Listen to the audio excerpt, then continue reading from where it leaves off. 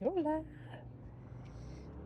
Bon, j'ai décidé de prendre un moment pour vous faire un coucou parce que je vous remercie vraiment d'être là avec peu importe le niveau de votre intérêt concernant la retraite au Portugal, dans la région de Ericeira. Donc, avec plusieurs activités, mais entre autres sur l'élément eau, le thème wave, donc atelier de surf pour on pourrait dire apprendre la base ou juste mieux maîtriser la base. C'est vraiment un niveau débutant. Mais c'est aussi pour permettre de se challenger, de devenir plus compétent avec l'élément eau, de aussi prendre conscience de sa respiration dans différentes situations et justement dans des situations que notre respiration demande un niveau plus élevé de maîtrise, disons-le comme ça. Donc, c'est ça. Il y a aussi des ateliers comme sur la voix, la prise de parole. Évidemment, il va y avoir des ateliers de yoga. Et je me demandais pourquoi je faisais cette retraite-là. En fait, non, c'est pas comme ça que c'est du tout que c'est arrivé. C'est que j'ai envie de créer des retraites.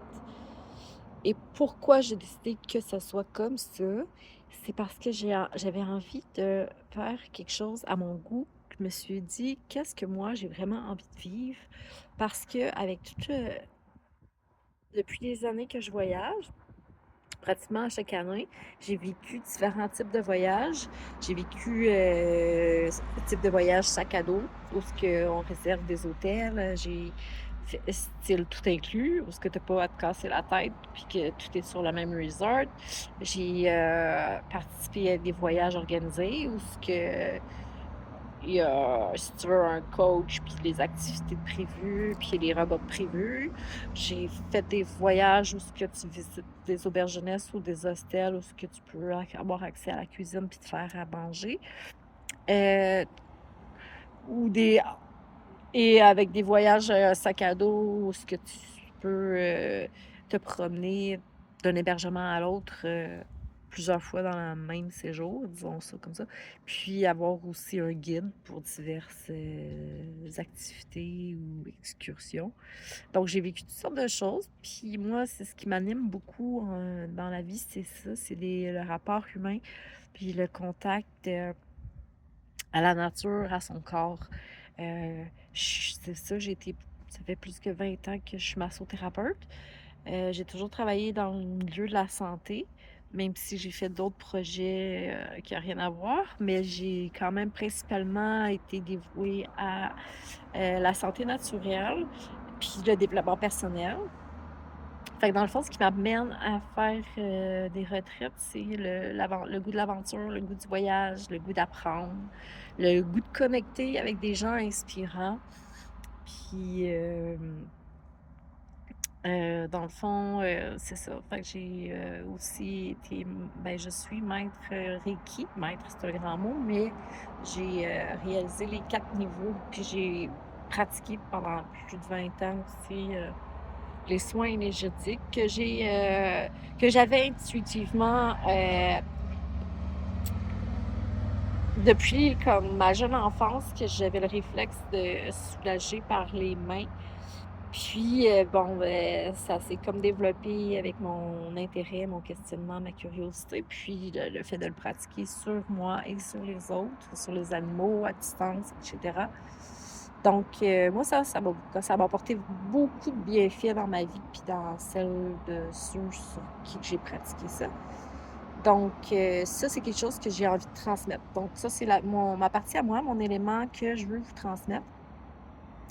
Donc, il y aura, un coach pour le surf, quelqu'un qui animerait le yoga parce que je pense que le yoga et je reviens au yoga parce que pourquoi on le met dans toutes les retraites? C'est parce que, on a besoin de se reconnecter à notre corps et je trouve que le yoga, hem, ou le tai chi ou différentes formes, d'art comme d'anciens arts martiaux comme ça, c'est vraiment merveilleux pour, les étirements, l'alignement, la respiration consciente, le moment présent, la pleine conscience, mais tu sais, aussi les étirements, donc toutes les fascias, calmer le système nerveux. Donc, pourquoi c'est une pratique, je trouve vraiment utile, bénéfique et puissante? Parce que pour toutes ces raisons-là et d'autres, bien sûr. Donc, la prise de parole, la voix, travailler sa posture, tout ça pour moi, c'est des choses essentielles quand on a envie, si on veut, de transmettre notre passion à plusieurs personnes. Tu sais, non seulement écrit, mais d'une personne à l'autre, tout simplement, pour gagner en confiance en... et développer cette partie-là de nous, de l'expression de nous, de notre chakra de la gorge, de notre créativité, mais de notre posture, comme je disais, et la prononciation. Et c'est vraiment puissant, la voix, qu'est-ce que ça peut faire aussi, le chant, comment ça nous réaligne, comment ça augmente le taux vibratoire. Donc, toutes des choses de prendre, de mettre en conscience, comme l'alimentation ayurvédique. L'Ayurveda, c'est une science de la vie. Puis moi, je trouve ça super intéressant de l'intégrer dans mes retraites parce que, en fin de compte, c'est la base de notre, tu sais, de la vie qui fait que on se nourrit, chaque personne de manière unique, on devrait.